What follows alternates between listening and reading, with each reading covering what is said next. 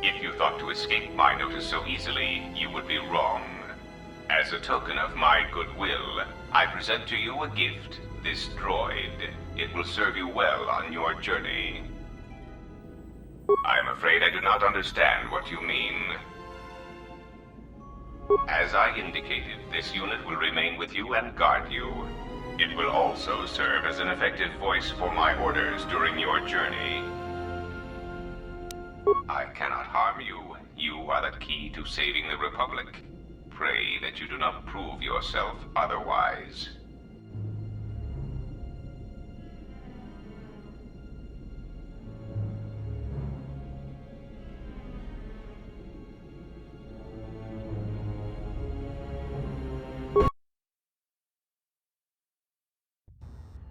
So you have returned from exile, though I do not know why. You were always difficult to read, when you were tied to the Force, and even more when it was lost to you. But I can see the mark of the dark side upon your features. I know how this will end. But I will answer your questions, if only for some measure of peace. In exchange, I wish only the answer to one. Why have you done this to the Jedi? Was it revenge or something more? But you are.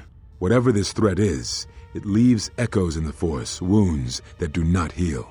It is something we had never felt before, until you stood before us in judgment, and we exiled you. You are more involved than you know. Whatever is striking at us, it is something tied to you, something you had experienced and survived. Some of us sought to understand you, to find you. It seems we succeeded, even though we thought you were lost to us. Now, as we hoped, you have returned, but only to speed our destruction. Such irony. What I can tell you, I will. They have scattered, but there is purpose in their movements. It is both to hunt and draw out our enemies. Somehow, we, are being targeted through the Force, and when Jedi gather, we are vulnerable. So we have chosen places where it is difficult to sense others through the Force, whether on planets dense with life or touched by war.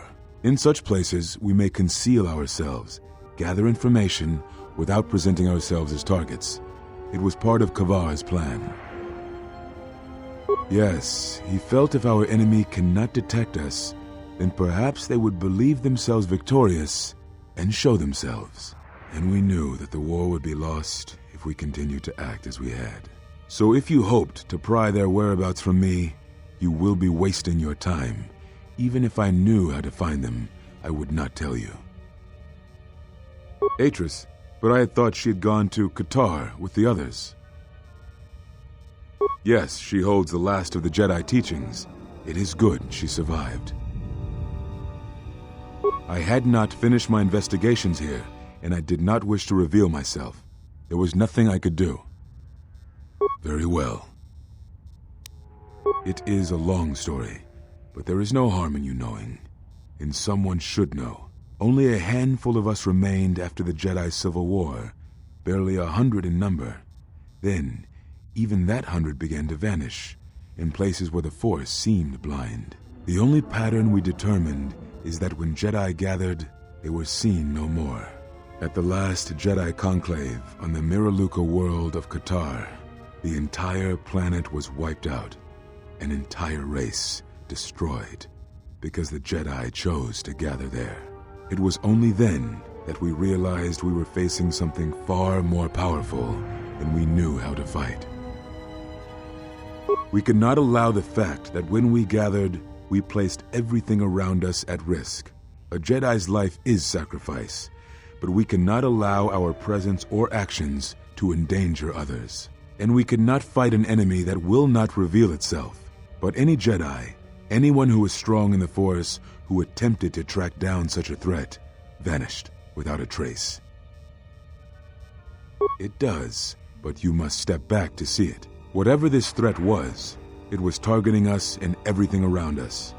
Yet it was somehow weak enough that it was afraid to confront us openly. If it believed us defeated, then perhaps it would finally show itself.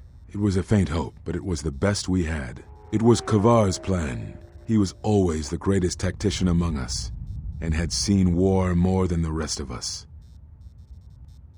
Very well. We told you it was because you followed Revan to war, but you ask because you are not certain of that answer, nor were we. The day we cast you out, that is the moment I decided to leave the Order, because I do not believe we truly faced the reasons you were exiled, and if we do not examine such truths, then we are already lost. I think it was because we were afraid. It is a difficult thing to live one's life with the Force. To see a vision of what it would be like to be severed from it, it is more frightening than you know. Very well. I had thought perhaps that here upon the Smuggler's Moon, I might find some evidence of the threat we faced. The bounties on Jedi and their disappearance. I did not believe the two were connected, but there was a chance. And the strong currents of life here on Nar Shaddaa make perceiving a Force user difficult. I could use it to cloak my movements and watch without being discovered. No, you are right. That is not the whole truth. It is difficult to detect a Force user on Nar Shaddaa, and I knew it. This threat we face, it leaves wounds in the Force when it strikes. It leaves nothing. To live life without the Force, to vanish and die and leave only an echo, it was terrifying. To be connected to all life around you, then to have it stripped, I can only imagine what it must have been like for you. But even that imagining cannot compare with the truth. But there is more than that. On Nar Shaddaa, one cannot escape what was left from the Jedi Civil War. From the failure of the Masters, from our failure to properly train Jedi, came disaster. And I wondered if perhaps the teachings of the Jedi had been our failing all along. There have been so many failures by teachers who believed in the code with all their being. Master Arca failed Ulic, as Master Boss failed Exar Kun, as Kay and Zar and the others of the Council failed Revan and Malak. For all the acts we do to preserve the galaxy, from such an arrogance that all we do is right and just, I wonder if there is a counter-effect that is created that strikes back at us. Exar Kun, Ulic Keldroma, Malak, Revan, you, all Jedi. There is something wrong in the Force, a wound, a sound that is growing, like a scream. You can hear it echo on Nar Shaddaa, sometimes when the moon is on orbit. It is a frightening thing to feel, that perhaps being connected to all life is not enlightenment at all, but simply another doom. And I think that maybe, perhaps, to forsake the Force as you did, to cut loose our bonds, may not be the wrong thing to do. You taught me something important in the Council Chamber long ago, Exile, and it has stayed with me all these years. You were right to do what you did, everything you did. Very well.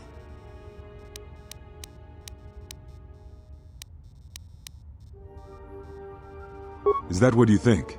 We did no such thing, but it is a technique that has been used as punishment in the past, yes. It is a rare sentence, and to my knowledge it has only been done once, at a moment where a Jedi discipline has failed. What caused your loss, I fear, was different. I am not certain I understand it. We did not understand it fully then, and only recently do I feel we may have become enlightened. The other masters may have more knowledge of this, but I do not, and I do not know if they even live. Does it matter? It seems your power has returned. Perhaps the loss was not a loss at all. Very well.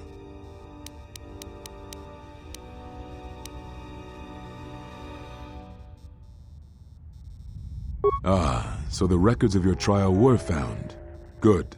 Sometimes I think this galaxy would be a better place if there were less Jedi secrets. But I have no answer for you, as much as I would like to give one.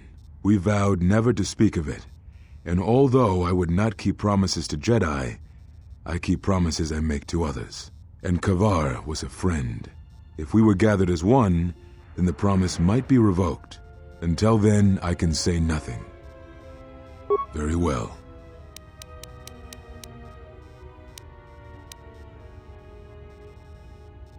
Yes, such bonds are a connection that can be formed at moments of crisis, or in the slow understanding that grows between master and apprentice. It is most common between two beings who are sensitive to the Force. It allows the transmission of feelings, of influence. It was something you were gifted with, as I recall, before your fall. You formed such attachments easier than most, even to those who could feel the Force only faintly. Even Vrook could not ignore it, which is saying something.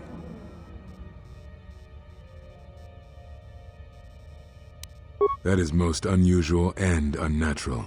I have never heard of a bond of such strength. There were a few within the Order who knew more than I did of such bonds, but their students were few, lost in the Mandalorian Wars. It was rumored that Revan studied such bonding deeply, both through the Jedi histories and with certain teachers, before he left the Order and went to war. I do not know. A bond between two living beings is not something easily broken. It is not a choice. It is like breaking a feeling, like turning away from the Force. One of you would have to die, but even then, the bond wouldn't go away. It would simply be empty, a wound. Now I must take up the role I was ready to cast aside. This threat has finally revealed itself, and we Jedi will need to stand together. I did not speak fully of what I have felt. Staying on Nar Shaddaa, it is an exile of sorts, one that I have chosen. I, too, lost a Padawan on Malachor, not to the battle, but to the alternative, to the teachings that Revan brought from the unknown regions. And I was not the only Jedi Master to watch a student turn on them.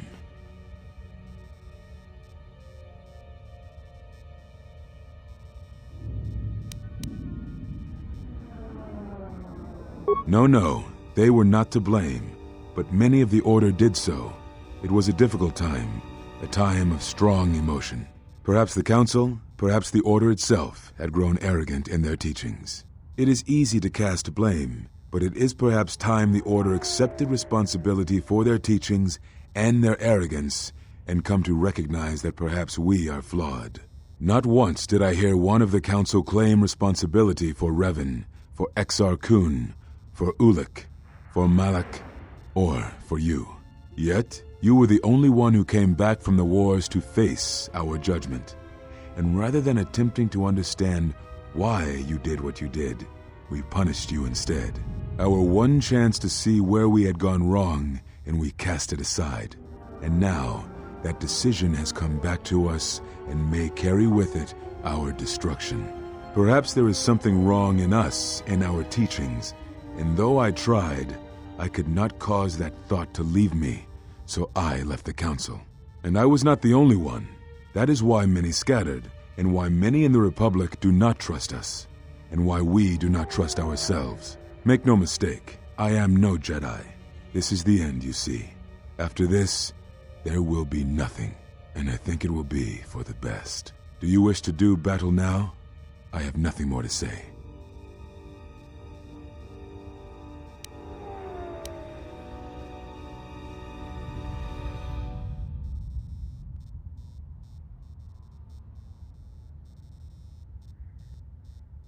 It provides no comfort at all, for reasons in which I still must keep secret.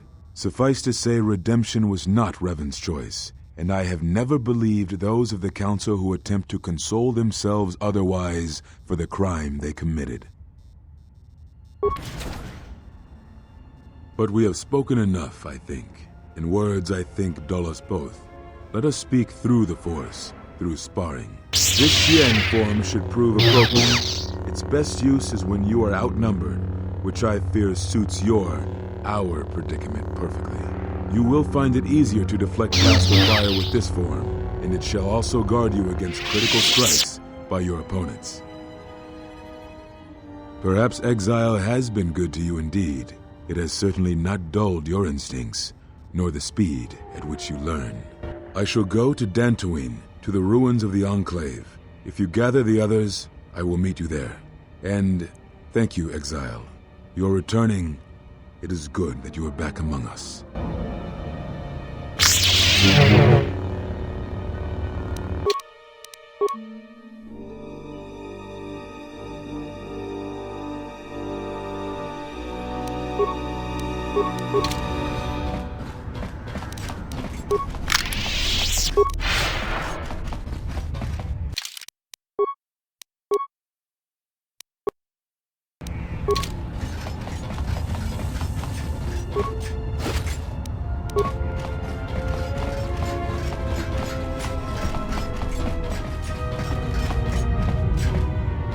Diagnostic. For some reason, I cannot fire. Obvious statement. This was not anticipated. I am attempting to access my weapon systems, and I cannot. Alarmed embarrassment. If this gets back to the other units, we will be decommissioned.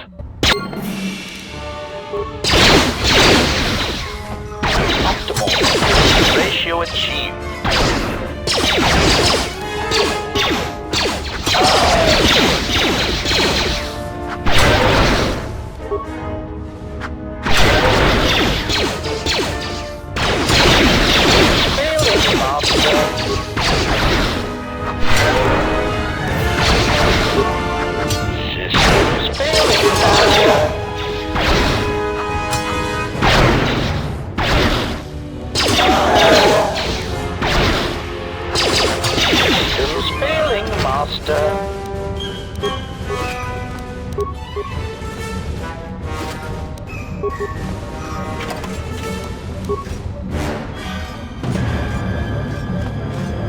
You interrupting me for a reason? Now that freighters can depart safely, I can use a good pilot. Fasa can do this. Good. I'll send someone for him.